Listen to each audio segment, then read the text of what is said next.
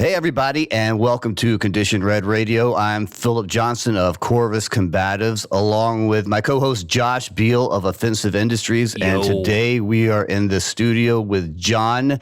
You might know him as better as Unique Skillset. If you follow him on the grams, does a little bail recovery stuff and actually has a body cam so we can watch it all go down.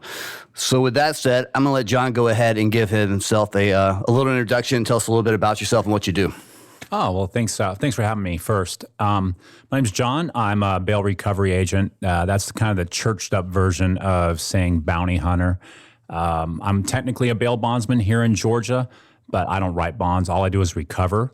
I'm also a private investigator, licensed in the state of Georgia, do some license to do PSD work, things like that. And my partner, Alexandra Haynes, and we own a business called Finrear Recovery, and we've been active for just over 5 years or so here in the Atlanta area. Very cool. Cool. So first off, what's the proper term, bail bond recovery, bounty hunter? Like, what's the official term for that? The official nomenclature, like if you look in, I think it's like Title 17 of the Georgia code, it's bail recovery agent. Okay. But no one ever says that, Yeah. except for if you're in trouble. It's like when your mom uses your middle name type thing. It's now we're at bounty hunters, usually what it gets called. You'll hear recovery agents is Straight very up Boba common. Fett. Straight up Boba Fett. Hell yes. I never say bounty hunter because it sounds like I'm making it up. If someone Yeah. says, well, what do you It's do? like dog the bounty hunter shit. Right. You know, like I'm making up some job, like some cool guy job. You know, like, what do you do? Well, I'm a bounty hunter. Like, yeah, sure, dude. You know, I've seen you working at the AutoZone, you know, or something like that. Yeah. And it's always kind of, eventually they find out what I do. And they're like, you're like a bounty hunter, right? And I'm like, yeah, that's Pretty what much, I do. yeah. Pretty much, yeah. I'll say bail bondsman, but I don't write bonds. But technically, it's what we are. Theoretically. Like Theoretically, the we're bondsmen, but nomenclature of it, the no bullshit is that we're bounty hunters. Cool. Okay. Very cool. Yeah, so with that being said, when you're telling somebody, the first question is like, how did you get started? How did you fall into this? That's a good question because on my Instagram, I get that question of how to do it like 50 times a week, like literally 50 People times blowing a up week. your DMs and shit. Always, hey, tell me how to do it. I'm like, well, okay. So I was working, doing some private military contracting. I also did a lot of personal security work.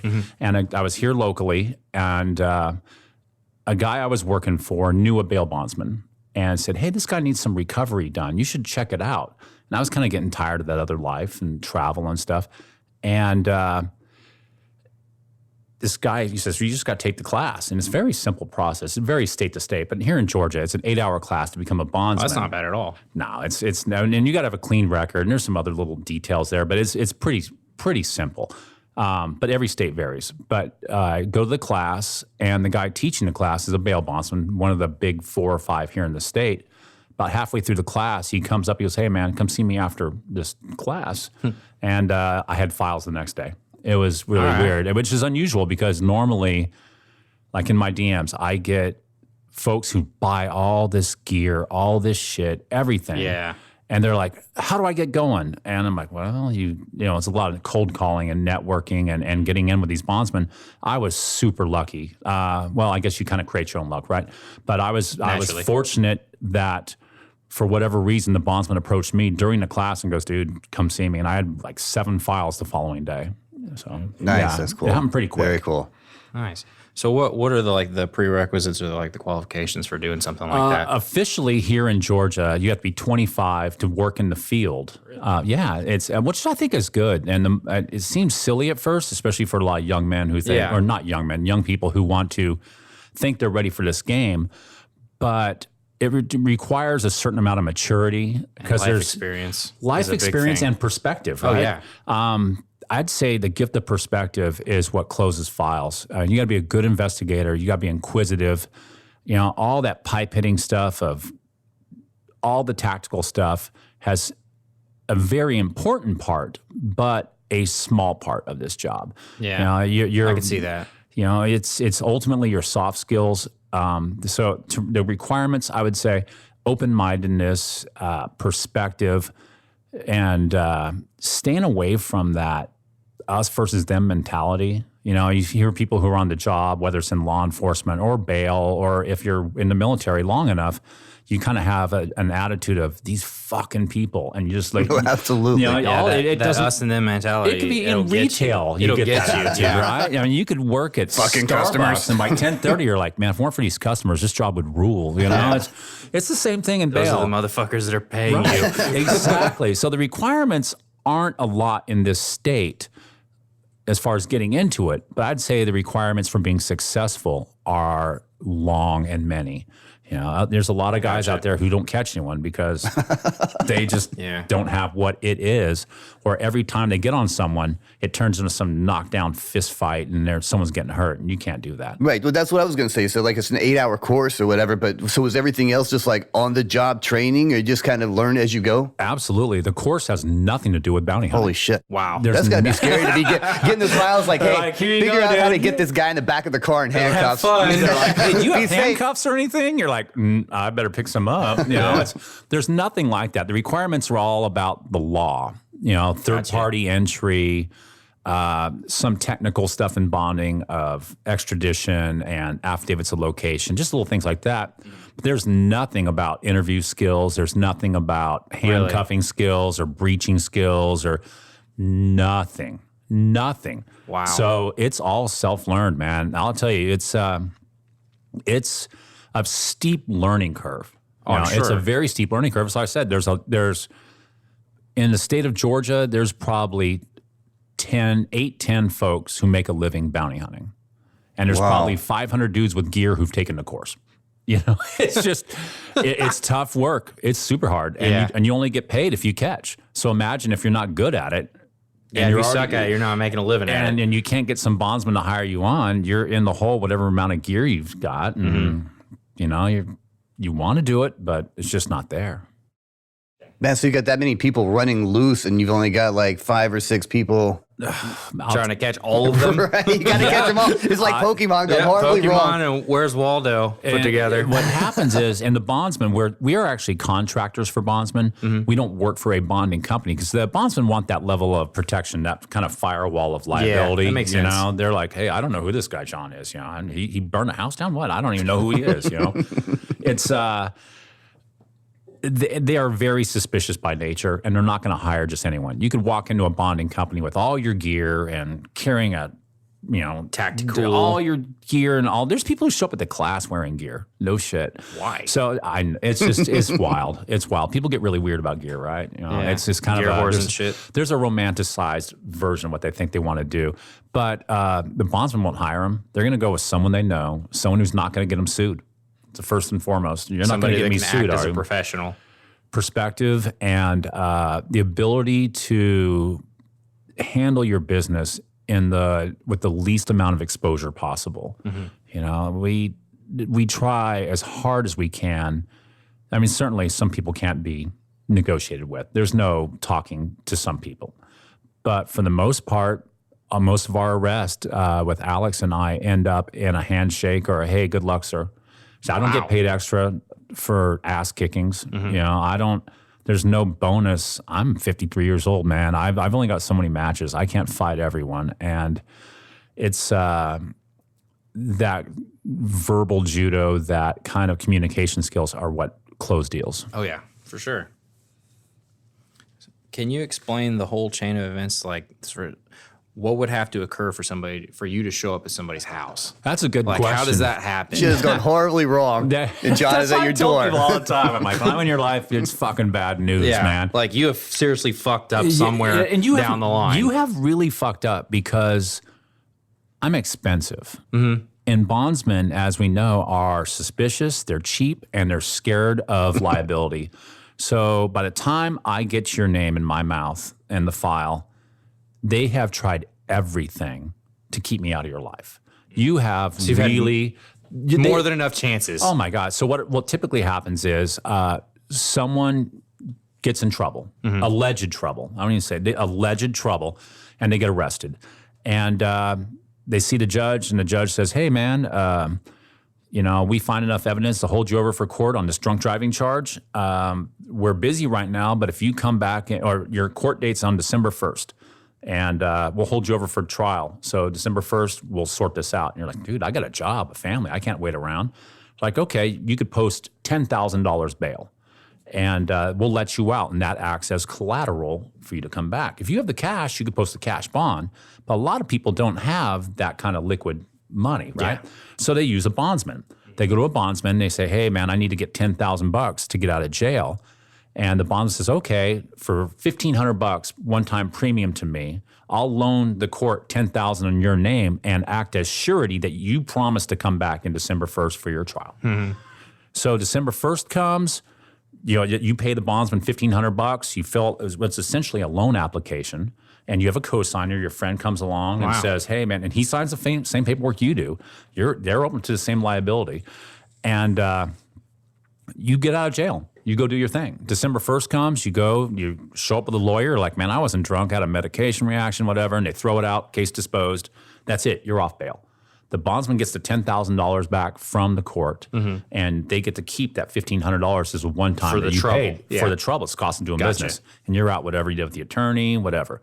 But say you didn't go to court. December 1st comes, you're like, man, fuck those guys. I wasn't even guilty anyway. I'm moving. I wasn't drunk. Fuck those guys, man. I love the party. I'm going to Vegas. And you take off. The bondsman will call you for a month or two. Call everyone. Call your family. Call your boss. Call your ex-girlfriends, the co-signer. Blow you up trying to get you in. Hey, you missed court. You got to come back.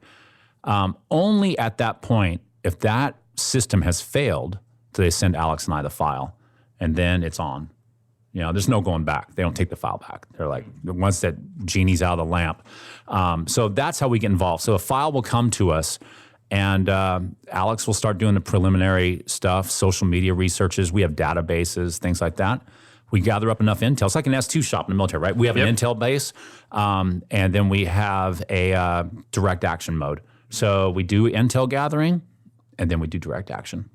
Nice. It's very cool. But so it's not just like you miss court, then all of a sudden you're just kicking in their door the next day. They've really got to go through the ringer before. It's like, fuck this. I'm absolutely not going to show up no matter what you do, no matter who you call. And then it comes down to you. Absolutely. By the time that Alex and I are in your lives, that you're getting calls, or even worse, if I'm in your house, you have known this is coming for a long time. This is no surprise. There's... Like I said, the bondsmen are scared of the liability. They don't want to pay us all this money. They're doing everything they can to keep their money and limit their liability to exposure. So when I'm in there, the bondsmen are already mad about it. They're like, God, we couldn't get him. Right. So there we are. So when that comes down and it's like you get that file on your desk, have you ever gotten a file and you've opened it up and be like, man, I don't even know if I really want to even go after this dude for whatever reason. Just somebody that's so like heinous or off the charts. You're like, this is just crazy. I don't even want to mess with this guy. It's not worth the money. Have you ever gotten somebody like that? You're just like, nah. No, I haven't. That's a good question. We've had people who have prior murder convictions and all crimes. Everything, some stupid shit like vehicle registration and insurance bullshit, to ag assault, family violence, intent to harm, less than murder. We've had everything in between. I don't really care. I take it into consideration because you know what the person is capable of a little bit. Yeah. Even you're like, this is a stupid charge. What, meth possession and breaking and entering? This is stupid. But you're like, oh, wait a minute, he's got a Department of Corrections number. Oh, back in '84, he was a second-degree murder guy. You're like, okay, so this guy's he's done wet work before, he knows what's up. It doesn't, I like, the thing I look for is a recent photo. I like to see what I'm working with. This guy staying in shape. Is he going to be some guy who's going to run? And how big is this dude? Because a lot of guys who are big, necessarily, not that they're tough, they might think they are. Big. Well, they think they're, there's a whole mentality. This guy's prepared, man. I like to know what they look like. I don't even need to know their charges so much. I'm just like, what's this guy doing now? What's this guy's state of condition right now? So I walk up on him. I'm like, I know this guy's going to be a runner. This guy looks like he's fit. This guy, he's posting his shit. Alex finds him. He's on the range every day. I'm like, okay, I know what I'm dealing with.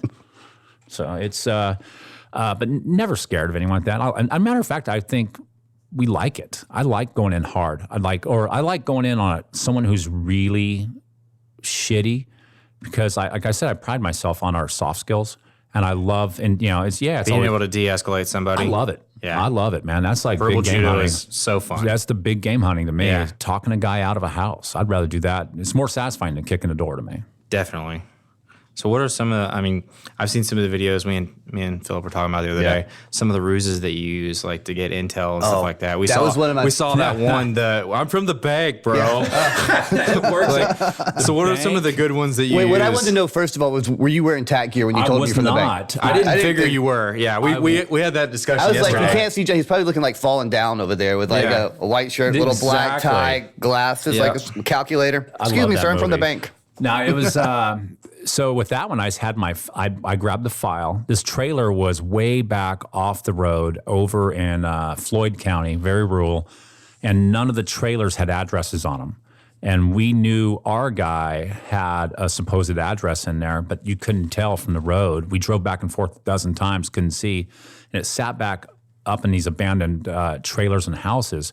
So I just took my phone on the outside of the file, and I said, I'm just going to tell him. I walked up there, and this dude comes kind of stomping out of his house. What are you doing? I'm saying, hey, I'm from the bank. I'm trying to establish the property line. I'm looking for this. I gave him a fictitious address. He's like, oh, no, this is this one, and this is this one. I'm like, oh, so that must be this one. He's like, yeah, and it was the one we were looking at. And he's pointing it out to me. I'm like, okay, well, thank you, sir. Thanks for your help, bro. Yeah, I like that. Well, people, you've helped more than you know. Exactly. The bank is very appreciative. Although it's always kind of funny when we catfish people. You know, that's my favorite. That's my absolute favorite. Or whenever we do any kind of a pretext, right? Some kind of tradecraft pretext.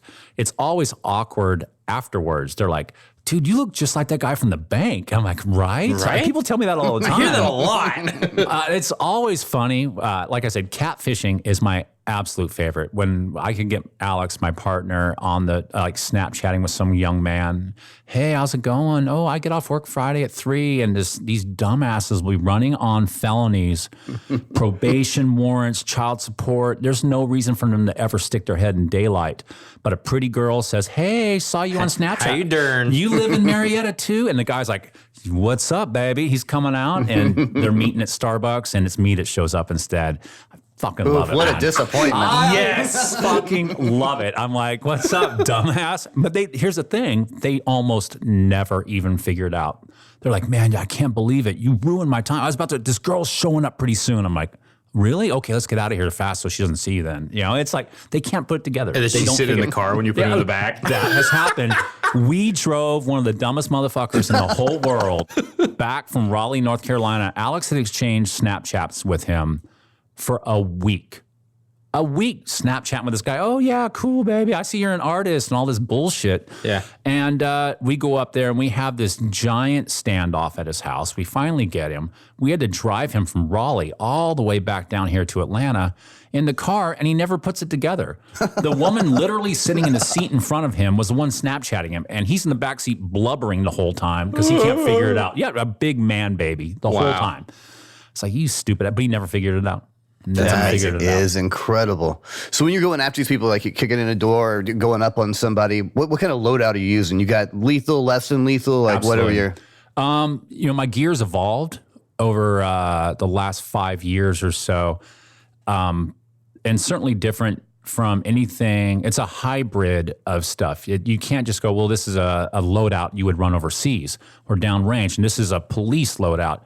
Everything has to be super athletic and minimal because there's foot chases. Definitely. And there's attics. And there's basements and crawl spaces. And for the most... I saw a video of you crawling out of a crawl space last night. I was like, fuck that. That's giving me horrible claustrophobia. I'm like, no. I've gone in places so tight, you have to take your gear off to go up in there, you know? And attics. Dude, I caught a guy in an attic hiding with a Mosin Nagant. A dude literally like a World War I rifle in the attic. What the fuck are you doing, dude? You know, it's crazy. But anyway, the gear I run, it's evolved. Everything's evolved to the point now where I'm at my most happy with my gear. I'm running a Wilder Tactical battle belt with it's got that real nice rubber grip in there, and a Blackbeard belt's inner. It's a ratcheting style. I can take it on or off, loosen it, tighten it, and as far as holsters go, I run a Safariland ALS just because I like the retention on it. It is the way. It is the way. And I run the little half drop too. Do you? Not the full drop leg. When I see a full drop leg, I'm like, you've never been in a foot chase. Never been in a foot chase in your life. You have in a successful foot chase at least, right? And also, if you're in the car, that shit's banging around the tunnel of the transmission stuff. So and if it's at a full drop, you can't reach it. You can't reach it. And that ALS is just so nice. It's intuitive how you break retention on it. It works well. I even use it for USPSA. When I shoot pistol comps, I run my gear belt. I'm the only guy out there not running some Gucci race gun, but I'm running just fancy my shit. Yeah, ALS. That makes sense. I train with it, right? Yeah. I carry 2 spare mags, Wilder Tactical, those injection molded Kydex mag holders. I run those 2 mags. I run DPS pepper spray, which is a OC and pepper combo. It's fucking awful. It is awful. It comes out in the stream. Nice. Cuffs. Is it like a gel? Not quite, but it's not like silly string, but it's not like a fog either. It comes out pretty hard. Yeah. But I don't like to use it because you've got to deal with the guy afterwards. Yeah. You know, you got to transport him in your vehicle. Yeah. It's a nightmare. And 12 years of law enforcement and military, and I've never sprayed anything except for a dog. yeah, You ever been pepper sprayed? Yes. Yeah, fuck that. Not the lethal weapons instructor courses. It's a long, horrible story, but it's to say the next day I had no skin on the back of my eyelids. It was just scabs. Yeah. It's a lot of fun. Burning membranes of your eyelids and stuff, that's a nightmare. So I avoid it. I've lost brain costs. cells because of that shit. Yeah. Don't take a shower. I avoid it at all costs. Wear and your also, shorts. Yeah. Wear your shorts, bro. Wear your shorts. Yeah, you go to take him to the jail, and they're like, "No, man, he's not ready. You got to take him to the hospital. Go get him." And then Yeah, you got to decon his ass. I've got to go to the hospital and sit with his ass in the emergency room. I'm not even a cop. And I've got to sit with this guy, and they're not going to let me. You know, But he's in your custody. But so. you know what? I got to bring him in my custody. Then I'm responsible for his medical bill. I just avoid all that shit. That's why 22-year-olds don't do this job. You know, that's why you're older. You figure it out. You're like, man, if I pepper spray this guy, it might be the short-term solution, but my next 24 hours is going to be bullshit. a pain in the ass. You know, and time is money, right? And I don't need to be doing that.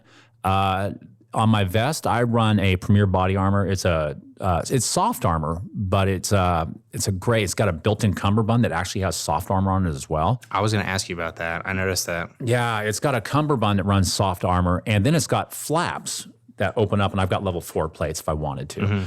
I don't like to run plates all the time because it's so heavy. Yeah, like I said, it gets old. It gets old. It's not that I've worn plate carriers for a long time. I just like the maneuverability. If I have to go hands, I hate having an extra 15 pounds on me, you know, and I run my taser, which is probably my most important piece of gear is my taser. And that's a little X26C. And it goes, the guys at BP Tactical up and coming made it. It's a holster right on the front of my vest. And it's just right there. And I train with it. It's just right there. I run a Glock 17 usually in the field, sometimes 19. I just go back and forth, but it's some type of Glock 9mm. And I like the 4s better than the 3s. It fits my hand better. Really? Yeah, I've got a 3 I shoot for USPSA. That's nice. It's got like a Zev trigger in it and stuff. But I like the way on the 4, the base beaver of tails? my palm. I don't run a beaver tail, but I like the stippling on it, and my hand just fits better in there. Gotcha. Now the other one, it shoots well, but it just doesn't feel like that kind of. We're going to do a plug here. You need to send it to Mac Defense. No, sounds good to me. Man. They're local here too. Are they really? Yeah. Okay. I'll talk to you about that after. I need to get some stippling on my Gen 3. It's I'll hook you slick up. in the back. I love it. Will at Mac Defense will destroy it, and it'll be amazing. That because I love everything else about it. Yeah. It's just that the back end of it, there's probably a square inch on my Gen 3 17 that I'm like unhappy with. If I could get that fixed, I'd be happy, man. But taser. And I always start with taser. You know, if I pull a gun on someone on some $4,000 warrant, they're going to call bullshit. Yeah. They're like, what? And these guys, it's kind of hard to back down from you. You're not going to shoot me. Now it's out. Now what are you going to do? My bad, bro. You're right. I'm not going to shoot you. you can't bring it But back. I'm going to tase your you brains can't out. take it back. You can't take it back, and you can't pull that bullet back. Nope. And say some guy jump scares you. You Then know, what? and I blast him. Oh, my bad. Sorry about your mom. Just You kidding. know, and, Just kidding. Yeah, it's always starting with less lethal. Yeah. Always. Alex carries a shotgun and shoots bean bags or rubber bullets out of that, the 12 gauge. And that's brutal. the business right there. Oh, right? You know, and I know shotguns get a bad rap in the self-defense world. But if you run it right, if you can run it right, and I can tell you, I've been around the world. I've seen a lot of things, and I've been in every shitty neighborhood from Miami to New York City. And a shotgun elicits a horror out of people that nothing else does. That and dogs, right? Yeah. You know, and we don't run dogs because, again, liability, right? Yeah.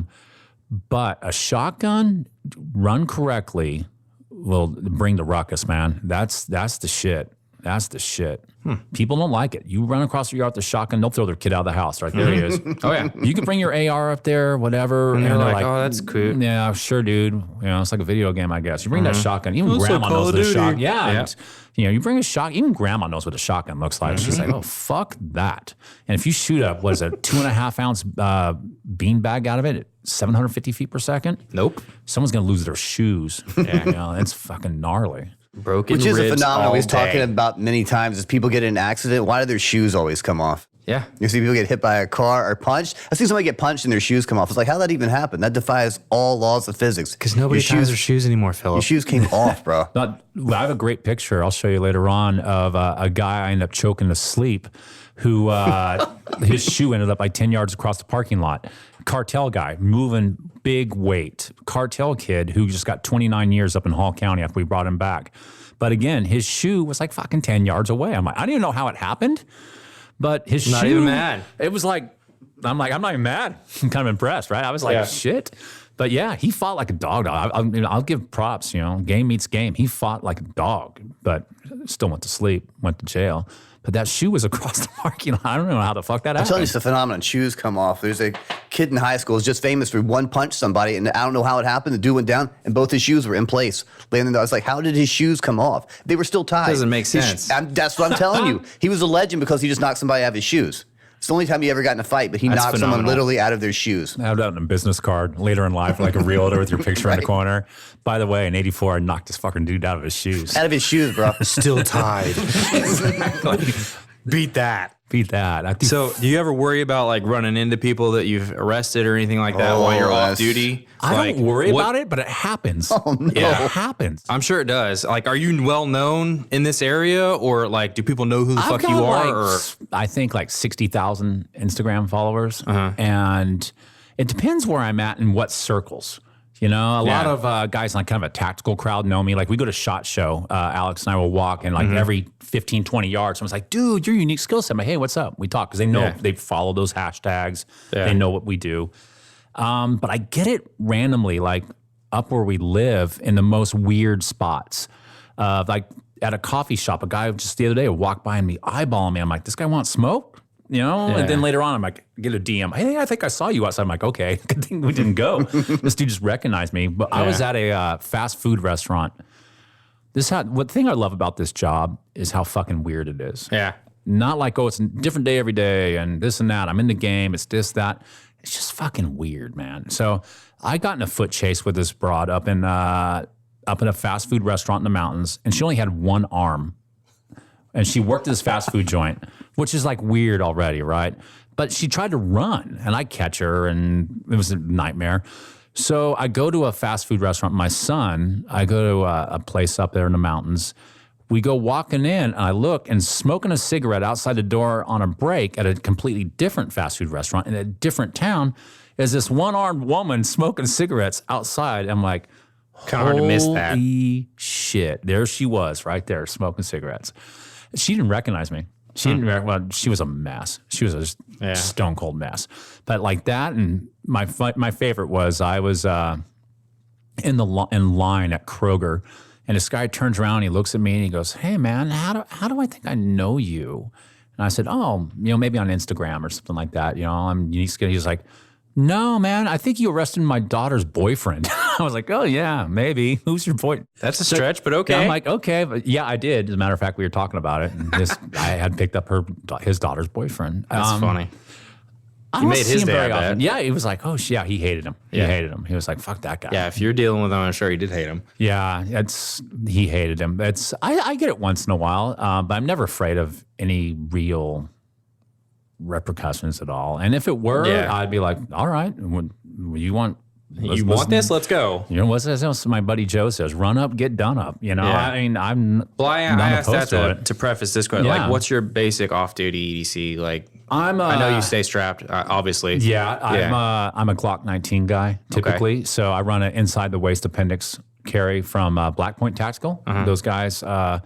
And there's a lot of good gear. I know there's my buddy Larry at KMFJ. He's another old group guy. He has a great program. They've got it down pretty good now. You know, if you're, physically able to carry appendix, I like to do that. That's my style. Yeah, that's what I run too. Yeah, I run that. I've been through 1,000 knife classes from Marshall Blade concepts to the military's version of it to a lot of things. As we were talking about before we came on, I love knives, but I just don't ever carry anything really nice or expensive. Yeah. Because Silly. I'll lose it. Yeah. I'll lose it somewhere. Especially in a foot chase. In a foot chase, I'll be like, $300, $400 knives laying in the fucking grass somewhere, and you spend 3 hours looking for it. Yeah, I don't need any of that. So for things I never leave the house without, my Glock 19. I've got a Vertex bag behind me. It's got a Glock 19. There you go. Right? I like a knife. I always have a belt. Even with a pair of shorts, I wear a belt. Always have a belt, man. It's, you just never fucking That's know. a Marine thing. See, I always have a belt. And, it comes back, my grandpa, when he was old-timey guy, he's like, oh, gentleman always wears a belt. I'm like, yeah, okay, but sure as shit, I always wear one. You never know if you got to hang something on it or it's versatile. Always run a belt. I'm not a big EDC guy so much because, again, I'm a minimalist type. I love the idea of like, oh, all this shit, but it's more shit for me to lose. Just more stuff for me to lose. No, that makes also, sense. I think the most, if we're talking EDC, to me, the most important thing is what I always jokingly call your primary battle chassis, right? Yeah. Your body, man. You better be able to throw hands. You better be fit. All that gear and shit, I think the industry kind of steers people into thinking that if they buy this Salient 9mm, they're going to be John Wick. Yep. I'm like, dude, could you run 100 yards if you had to? You know, that's my EDC. I kind of pride myself on minimalist, but kind of taking care of the most important things first. Yeah. We have this ongoing thing. Yeah. With I just rag. I mean, to say I rag everybody, but I do rag everybody. Is people are so fixated on gear. It's just like you said, they think Hardware that this gear over is going to, software. if I just have this new gun, if I just have this new knife, but you don't have any of the skills to back up any of this stuff. So it doesn't matter. And as I said, you could have, a $5,000 ultimate tactical folder. And then there's Nigel February or Scott Babb who have a $3 steak knife are going to kill you. It's just the skill set. It's all about the skill set. I do have to ask you this, though. Do you carry a flashlight on you? I don't. You guys are wrong. You know what? Killing me, bro. It's because we have a phone that has a flashlight on it, bro. I'm a 50-50 guy, and again, it goes to like, shit, I think I need new batteries. When I'm good on batteries, I usually carry that little Streamlight Polytac. When I have enough batteries laying around, I will. When they're done, I'm like, fuck, I gotta save this thing for work, And but now I've switched it up to the headlamp. I have my headlamp in my bag. I'm a headlamp guy, and on the job, I like the idea of the flashlight, but I need all my I need my hands. Yeah. I need to be able to sprawl if some dude shoots for me. I need to, I'm checking doors or whatever. I can't be giving up one hand just for light. Gotcha. And we're in a lot of places where they're squatting, they're not running any electricity. So I can't give up, part of, my tools. So the headlamp. And it's shockingly bright. And you're looking at people eye to eye, it blinds the shit out. It's good. Speaking of keeping your hands free, I've been trying to get a segue into asking this question. I got to back it up for a second. So, how did you cuff up the one-arm fast food worker? Yeah, I was going to ask you that too. I've had to deal with that cuff one before. arm, you got to go one hand to like a belt loop. Yep. Like twisted behind their back type. Unless thing. they're wearing like fucking yoga pants or something. Yeah, that although we've had some wild cuffing things. We've usually like you get some people who are like just obese and you got to daisy chain them type thing. We arrested a guy, a well-known drug dealer up in Hall County, who no shit was so big the handcuffs wouldn't go around his wrist. And we had to use ankle cuffs behind his back. I've seen that, yeah. And not just like big guy. He was like 6'6", 240, but his wrists were like calves. That's and disgusting. I was like, oh my God. It was like, I'm like, I think he could probably break out of these, man. I'm thinking if we have to go, this dude, we're gonna be going. There's gonna be a force multiplier involved if he and I are rolling on the ground. And he's already been shot in the face once. He only had one eye. He could take a shot. You know, he's a hard ass, but yeah, that was a nightmare. Wow. You know, one of the things when me and Josh were talking about, we were going through your videos and stuff and looking at one of the things that I was like, it really got my attention, and one of the reasons we really wanted to have you on here is like, he's so cool with people.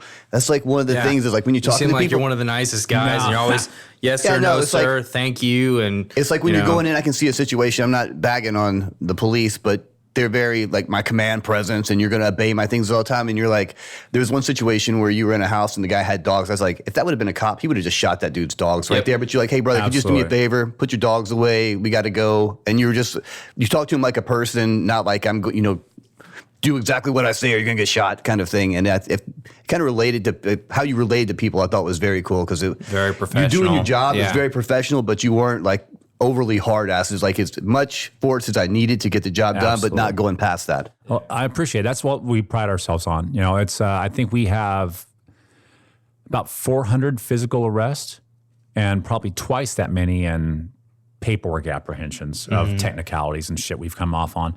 But probably about 400 physical arrests, and I've only fought 7 people. Wow. I've only had to fight 7. Do you have a formula or something, like you have just a thing you go through is like how to turn somebody from being pissed off, because they're going to be absolutely to like on your side? Yeah. I do. Okay, so a little backstory for me. I worked in the mental health field for a long time. There you go. And mental health counselor. And after the military, I went to college, got a job and worked as a intensive case manager for homeless and recently homeless mentally ill folks. And I dealt with so much wild ass action there. You get good at it. Oh, sure. I went ahead and I got my mediation license in California for dealing with landlord tenant, and all with mentally ill folks though, working at the mental health court. And when I started doing this, it wasn't too long after I figured out this is the same kind of shit. You know, this is the same thing. This is crisis intervention. This is probably one of the worst days of these dudes' lives. Literally. And yeah, I mean, I'm in your life. We said earlier, I'm in your fucking life at this point. This is shitty. There's no way to candy coat it, man. This is a big turd. And you're getting in the car. But there is a formula. I don't personalize it. I try to stay above it all. It's not about me. I don't even know their names half the time. I write it down in my hand. It's not like, oh, I've been waiting for this guy since high school to beat his ass. I'm like, this guy, I don't give a shit who it is. This guy's going to make me $800. This guy's going to pay my rent. I don't care what he is or who he is or if he's a murderer or whatever. I'm like, dude, I'm just going to get you in the car. A couple things that I like to preach upon, though, I was able to present to the Georgia Association of Professional Private Investigators a couple weeks back. And a couple things. Yelling begets yelling, right? Mm-hmm. Don't start by yelling. You don't start off screaming and then go ramping it up from there. Don't personalize it. And a thing I really like to do is to identify, just in the interview process, talking to them, find out what they're most scared of, what their biggest fear is. And they start bagging about money. Oh, I can't afford this, my job, this. Oh, it's this much money, this much money. I'm like, hey man, this is gonna be saving. I'll then go with that approach. You know, I'll harp on the money. I'll pick at it and then I'll use it to turn him. If they're talking about their kids, I'll say, hey man, are your kids in this house? And they're like, yeah, man. I'm like, I'll tell you what, if you're cool with me, I'm not even gonna arrest you in front of your kids. And you're buying respect with them. That goes a long way, I bet. You know, like disciplining kids or something, you know, you don't paint them into a corner. You gotta give them, you gotta be able to eat a little bit of crow. You gotta be like, they're talking shit at you, just mad shit. You just gotta be like, yeah, you know, I get it, man. I get it. You know, if I was in your shoes, I'd be doing the same thing. Don't personalize it. Don't talk down at them. Give them some ownership of them. Let them think, like, even though we're going to jail, but I'm going to let them handle some business just so that I'm buying goodwill with them. Mm-hmm. You know, they could talk shit at me and this and that. And I'm like, hey, do you have your whites? They're like, no. And I go, get some extra white socks, get some white underwear, because you can't wear colored underwear in jail. Yeah. So get your stuff. They're like, yeah, okay. Have you eaten yet? No. I'm like, well, I'll tell you what, if you're cool with me, we'll stop at McDonald's and I'll let you eat in the parking lot of the jail. Bring your smokes, we'll hook it up. You write your phone numbers down. Okay, you kind of buy some goodwill. It's a small gesture, and it goes a long way with our treating people. them like human. Yes, winning hearts and minds. Because like you were saying, absolutely. Think about, and again, I work with police almost every single day, and I have a lot of respect for the folks of what they're doing. I just think that sometimes a lot of, especially young law enforcement folks, are coming from a fear base. You know, they're absolutely. And they're taught was that shout, shove, that whole thing that they're taught of command presence and yelling. And I just don't do it. It doesn't work for me. Yeah, it doesn't work for me. I like to talk to my people, and it goes, like I said, 7 fights in 400 arrests, and I think I initiated a couple of those fights because I mean, this is getting old. Well, I mean, the two guys, maybe 2-3 guys that I actually started off coming downhill. We weren't even talking. I had phone conversations with in the past. I'm like, hey, dude, this is John. We need to work this out. I'm going to give you a chance to handle this like a man. Let's meet on Friday at the jail. You know, and they're like, fuck you, I'm from the hood, I'm gonna beat your ass, I'm gonna knock you out, I'm gonna do this, I'm gonna fuck you up when I see you. I'm cool, like, bro. Okay. Next thing you know, they're coming out of a rear naked choke and handcuffs. And that's just what it is. You know, and every one of them's been a BJJ submission. I like that. All right. Very nice. Every fight has ended in a BJJ submission. I even have a bow and arrow choke in there. Nice. In a parking lot on exit 12 off of 400. I got a bow and arrow choke. I like it. Go for something unusual. You still want to have the standard rear naked. We got to get like an anaconda choke or something going on. I've got a standing arm in triangle. Yes. That's a good one. When people, I wish law enforcement could use that kind of stuff. I know their hands are, they don't necessarily train it. But when someone's trying to get crazy with like a hand, like cuffing them, you could get up under there and get an arm in triangle so easy. You already got their back for the most part. Guillotines and rear nakeds are given. That's one of the reasons for not much gear. Yeah. I love a guillotine. Oof. Well, see, the guillotine's awesome. The guillotine is awesome. I started off, I got in a chase with a guy back when I first started, and I had a shitload of gear. I mean, I look like an idiot, man. I had so much shit all over me. Tactifud. Oh, my God. I mean, it was all stuff I was using. I thought I was going to be using. And I get with this guy, and we're going. And he's a big, grown-ass man, and we're in Union City, and it's middle of summer. It's sweaty, and we're fighting this backyard full of, like, wood chips. And my glasses fly off my head, but we are going, man. I gave this guy a flying knee that I thought killed him, but he got up like a zombie. I was like, are you shitting me? I thought for sure he was dead. I mean, full on, I was doing some Thai boxing at the time. I hit him straight on the dome, and he gets up like Bobby Boucher trying to bull rush me. And I was like, holy shit, this guy was not going down. I went to take his back, and I had all this gear on, and he was way bigger than I was. And I'm 6'2". Couldn't get your arms around him because of all the bullshit. I couldn't get him around his neck. And it started turning into a crank, but we were so slippery and wet that I couldn't even get the crank right. So I had to spin north-south to go to guillotine. And then I got the guillotine, and I cowboy walked him, and it was he was sleepy, The bow and arrow choke, pulled the guy out of the car, and he turtled in the parking lot. And it was wintertime, he had a hoodie on, so I went under the neck with my left arm, got the thumb attached under his lapel across the front of his throat, and he was turtled, and it not only worked, but he was like 5'6", 130 pounds. I'm 6'2", 190. And I put my knee in his low back, and I grabbed him by the hamstring and pulled him backwards and pulled him back, and that worked. That submitted him. But most of the other times, it's just standard chokes. And chokes good. You don't hurt your hands. You're not breaking anything. Don't leave a mark. Wake up a couple of seconds later, a little disoriented. What happened? Yeah, it's mostly reversible. It's not like you're in the hospital with a broken hand and he's got a broken eye socket or something. Yeah, right. So, what's the scariest recovery you've had to do? If you can talk about it. No, I can talk about anything, man. It's I would say when it gets when neighborhoods get involved. Like mob situations? Yeah, we had to be escorted out of a town one time. We had the sheriff drive us out of the neighborhood. Yeah, it's the only time I've ever pulled my AR out in the field. Guy's brother came out with a rifle, and I'm like, all right, here we go. We can play. We could do it. I'll say the scariest one that comes to my mind, I had to go to Montgomery, Alabama by myself. Enough said right there. And it was in literally the shittiest neighborhood I've just about ever been in. Like in a as shitty as it gets. And this guy had a house. And I got there to the house. He wasn't there. He's a construction guy, but I'm in communication with him. I'm like, dude, I'm at your house now when you come home. I'm coming to get you. Yeah. At this point, he knows I'm coming. But I get there and he's into dog fighting.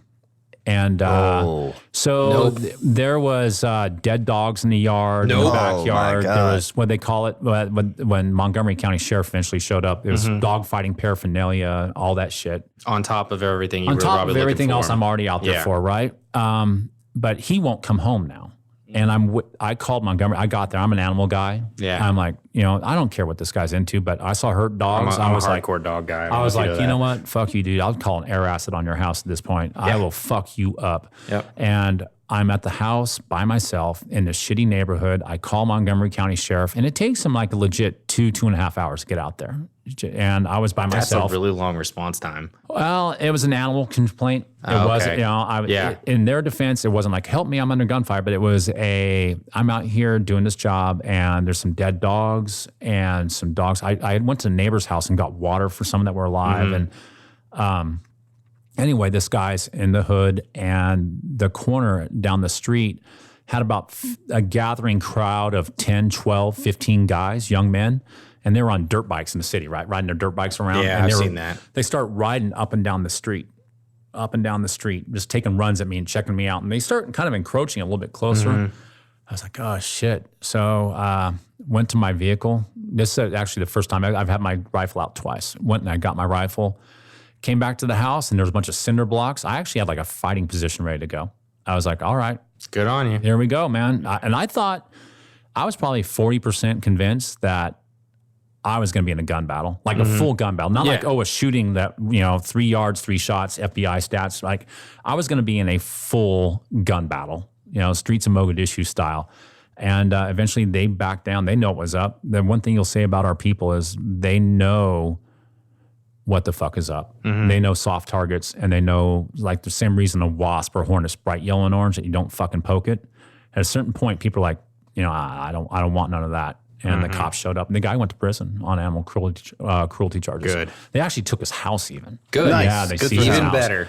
Yeah, it was wild. That was a wild day. I thought, I can imagine. Shit, man, this is some wild shit. I thought for sure long guns, man. Wow. So going like opposite of the spectrum, from like the scariest thing you've ever been to like the funniest or just most ridiculous situation you've been in with a recovery. God, they're all so ridiculous, man. To me, I mean, it's really hard to beat the one-arm waitress. That might be. So it's what I love about it. It's just the weird shit that we see. Like Hunter S. Thompson says, it never really gets weird enough for me. I love the weird and random shit. Another guy we had to pick up fucking twice. We go to his house, and he's this old dude, and he's living with this like almost teenage girl and her parents. And he locks himself in her bedroom, and he won't come. So we call her dad to come open up the door for us. And dad's like, oh, come get him. Open the door. I walk in the room, and it's like, it's all shitty in the house, like typical. But I'm cuffing this guy up, and in their room, they're just walking around. There's like a bottle of ranch dressing empty on the floor for like a week. It's like, not like it just happened. It's been there for a while. I'm like, how the fuck do you walk around? How does that even happen? How'd that happen? So it's that weird shit. The most obscure weird shit. The funny to me though, we went up to Virginia to go grab a guy, and typically Alex does all the intel, most of the intel, and I do most of the field stuff. And we're like, he's in this trailer or he's in this trailer. They're like 300-400 meters apart. We'll hit the trailer up top. We did a recce. We drove by. Okay, that's the one. It might be it. Okay, I'm going to hit the front, you do the back. If he's not there and the baby mama comes out, then we're going to run down the hill to the other trailer and catch him. And we have this big, giant plan in place. And time comes to hit the house. We pull up on it. And that motherfucker's standing in the yard carrying the garbage out. Like, of all the plans. Too easy. All the plan, he's like literally on the street holding 2 big white garbage bags. I'm like, dude, what's up? It was like that. Nice. I'm like, okay, here we go. I love it when it gets easier, not harder. Oh, jeez. Right. So with all that said, if there was somebody that came to you and said, dude, like we talked about it before, but I really, really want to get into bail enforcement, like what would you tell this person? I would give them the whole standard, my boilerplate of it's hard to get paid. Would you steer them away from it? Or I would steer people away from it. And not figured. because, oh, dude, it's not for you. But I would steer people away because it's inconsistent. is very inconsistent. Now, we're at a point now, we have like 15, 16 offices we pick up for. Nice. So we have a full plate and we're PIs. So we're always busy. But if you're starting out and people want to make a full-time run at it, you'll starve. You know, there's a lot of guys who do it as a hobby. If you haven't made those contacts and got the hookups and stuff like that. And the hardest part about this job, and it's hard to convey it to people until you're in the game, is that catching's easy. Finding is hard. If I know you're in that house, it's your ass. I mean, I'm going to get you. I mean, that's just, I'll wait. I'm a patient motherfucker. I will get you. But finding, you know, driving to Ohio to find someone without a social security number is fucking Nice. hard. That's the part. You know, if you can't do that, if you can't problem solve, if you can't get really creative and get perspective on how our people roll, you'll never eat. You won't, you know, and my partner Alex is amazing at that. We're finding people who are black market humans. You know, these are, you know, no social security number, no job, no house, no phone, no car, you know, 2 baby mamas and a sketchy cash only work history at best. And you got to be able to fucking find them. And, you know, everyone's like, "Oh, kicking doors is cool." I'm like, "Yeah, you know, but wait till you're that's only like wait till you're on the computer for 7 hours, going through 6 different relatives' Facebooks and trying to see a shadow of a guy in front of a partial address of a girl who says that she knows him." It's wild, man. It's the whole investigation process would be what I would just tell people. Don't even think about it unless you're there. Because what I do, honestly, is pretty fucking easy. But, you know, finding them, that's fucking hard. So segueing his question into mine. So what would you be doing if you weren't doing this for a living? Well, I've got a bachelor's degree and a mediation license and a teaching credential. I'd probably be in the mental health field again. And as a matter of fact, I worked at the big hospital downtown. I'm a paramedic as well. Oh, awesome. So I'd probably be doing that of some sort. I'm no house mouse, you know. Gotcha. I got to be doing some weird shit somewhere. I would probably be working in emergency medicine, whether it's in a ER somewhere or on a truck. Although you ever done like life flight or anything, like you know, a I helicopter like medic? it. I'm really kind of getting back into mediation. I like the idea because they make giant money. Oh, I'm sure. I mean, they make giant, because you can work for the court, right? You work for lawyers and they just stick it in their client. You know, they're like, "Oh, we need mediation. Here comes this guy. We pay him $100 an hour."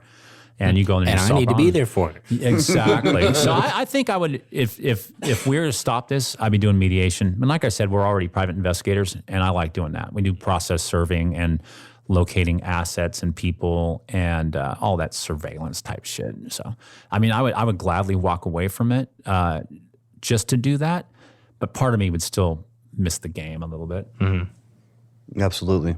So, we have a friend who's kind of he's in law enforcement. I can't really say too much about him, and he does an anti-narcotics kind of gig in some place.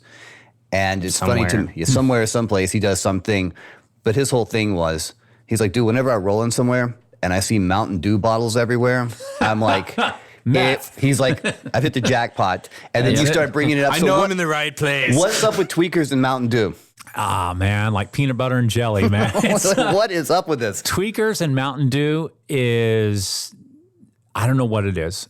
It's like their fuel, right? That's like their rocket fuel. It's, these guys get all spun up. And then they can cook in it when they're done drinking it. What they do is they get all loaded up. So the thing with these guys on meth is they feel like superhumans for 3, 4, 5 hours, like just amazing. You know, they're getting a lot of shit accomplished, and they start chasing it. And they get this psychosis of being up for 4 or 5 days, and then they run out of meth. And I think Mountain Dew's got like a pretty high, it's cheaper than an energy drink, but it's still got more caffeine than your standard soda. So it's sweet, which they crave. Like you'll see them eat a lot of candy and stuff. And it's very sugary, and it's got a lot of caffeine. It's you know, it's chasing that same thing. I think it works for them a little bit. Although it's funny when I see Mountain Dew out in the yard, I see every once in a while you'll see a bottle have the bottom of it's kind of burnt because they were cooking shaker meth in it. You know, they mixed their ingredients up in it. I'm like, these are my people. It's like, I know I'm close, man. I'm in the place. It's like when you see those big game hunting, they're like looking at the footprint in the sand, or you know, all this branch has been broken off. Mountain Dew bottles laying around, scratcher tickets and shit like that, or basic cigarette boxes. I'm like, I'm close. Tweaker tells. Yep. Nice. So is there anything or anybody you would like to plug while you're here? Oh my gosh. Well, my partner Alex, of course, I'm sorry. What's her Instagram? Wasp. It's at w.asp. Honest, like I said, I do the sexy part, the part that gets you killed, you know, but I do that part. She does the heavy lifting as far as finding these motherfuckers. I have relationships with Vertex. I love those guys. I mean, that's all I wear. I like it because they're not tactical shit. You know, I try my hardest to not look tactical. You know, that whole gray man thing's kind of a weird, funky thing, but there's no need. I'm already standing out where I'm at. There's no need to advertise the fact that I'm there on business. So I love Vertex. Black Point Tactical up in Alpharetta coming. They make my carry concealed stuff. They custom made my holster for my taser. Nice. Yeah, that was amazing. It's the best piece of equipment I have. Wilder Tactical is all my duty belt shit. Blackbeard, they make good off-duty belts. They make that inner I run even for 3-gun and stuff. I run all their stuff. I don't have a lot of, on our Instagrams, we don't have a lot of people helping us out that much because we don't shill. If you watch our Instagram at Unique Skillset or Wasp, it's not like, hey, I had a great apprehension only because I was drinking Pepsi, you know, or whatever. Whenever I see that. See some product placement in these videos. I get like a gut visit with increasing frequency. And I'm not going to vent on it, but I hate the whole, the gun bunny / boy band Instagram gun guy thing. It just kind of chaps me a little bit, you know? I'm like, okay, I get it. That's pretty cool gear and stuff, you know? Okay, cool. And I'm like, this guy's got like 400, 500,000 followers. I'm like, who is this guy? And I'm looking and I'm like, oh, he's a good shooter.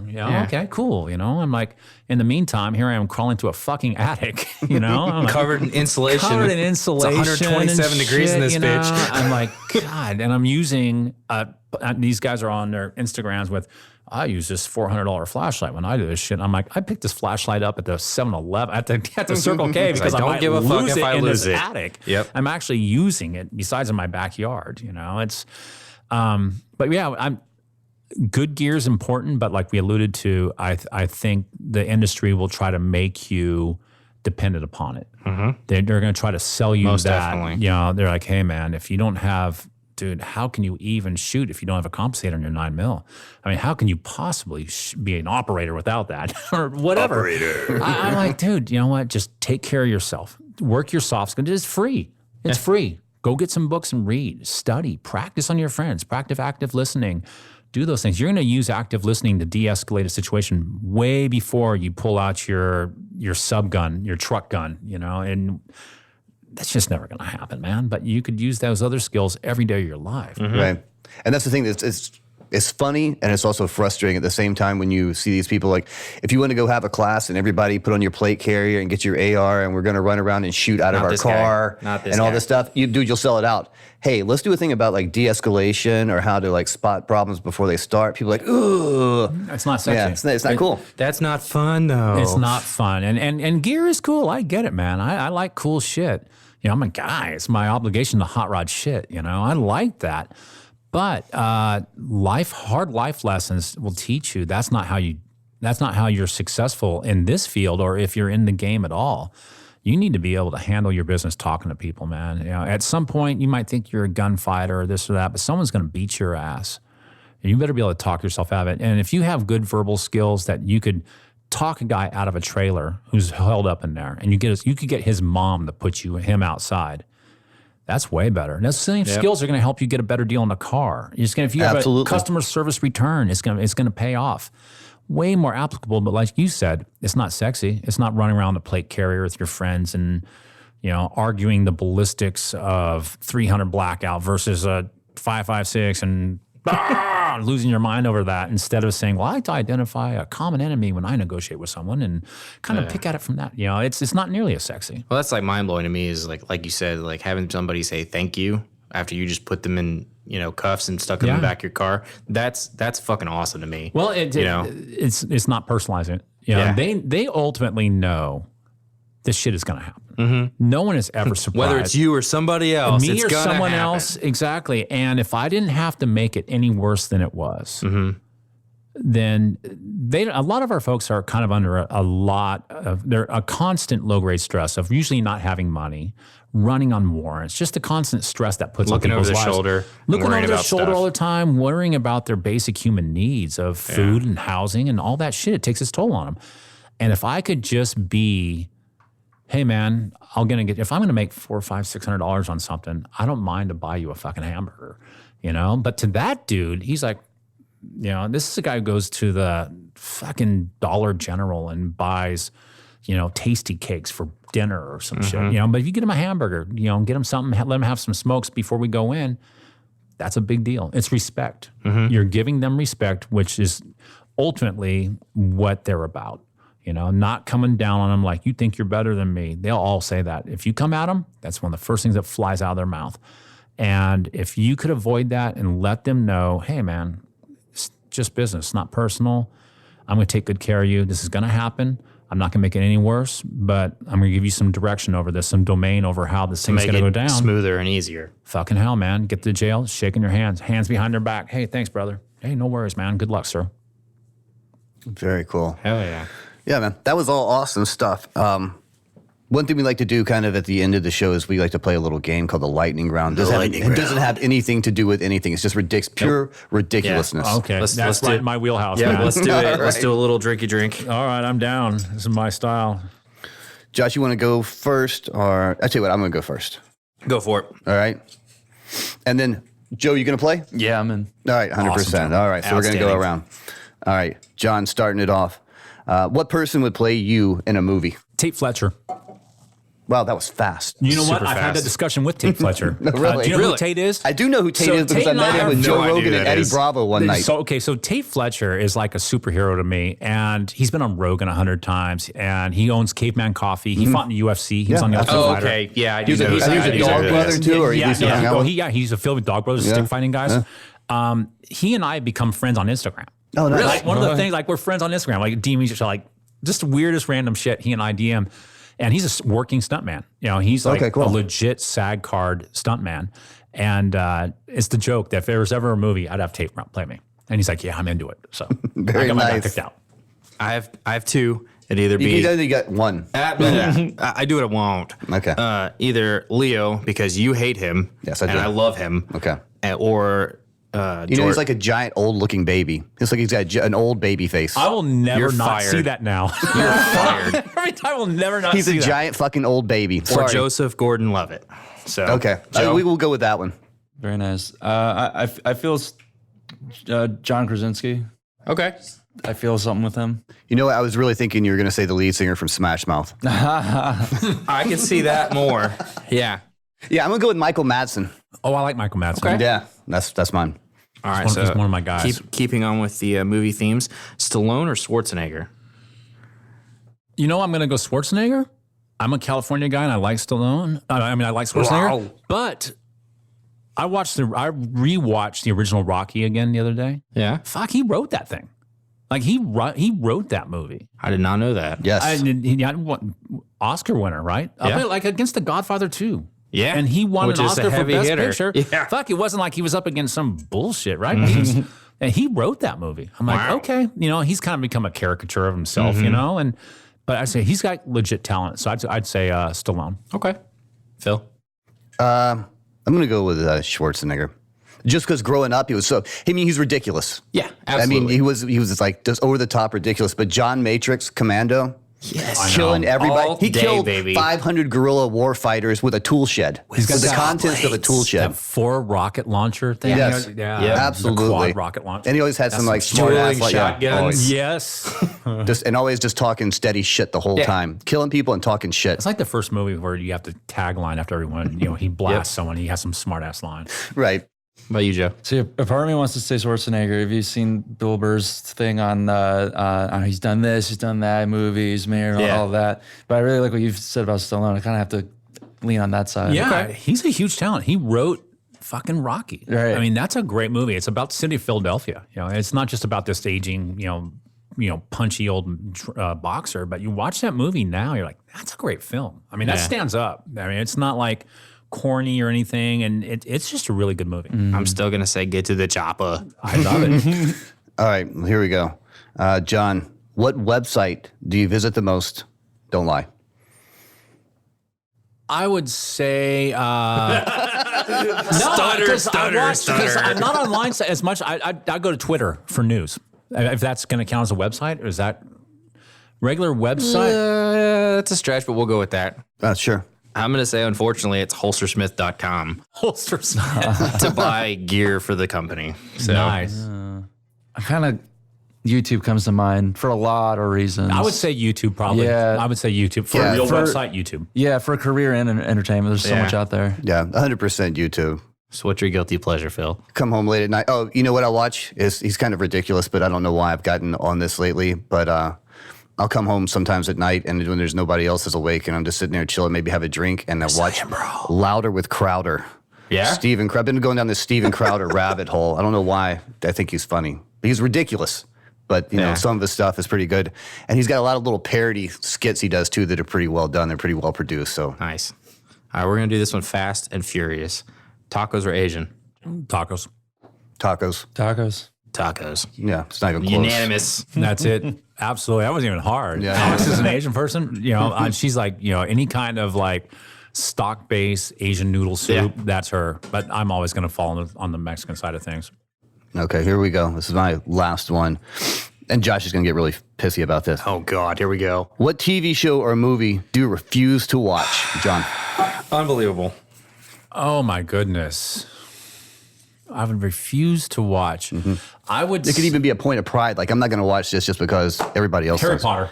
There you go. Really? See, I love it. Harry Potter. Yeah. Fuck Harry Potter. Fuck that guy. I'm like, you know what? This movie would have been over in like 30 seconds if he would have had a fucking like a 1911 or any kind of bullshit. If he would have like had some kind of force multiplier, he'd have fucked that noseless dude up and it would be over. I mean, no like, eyebrows. Right? No, Harry Potter. I'm not even want to see it. Yeah.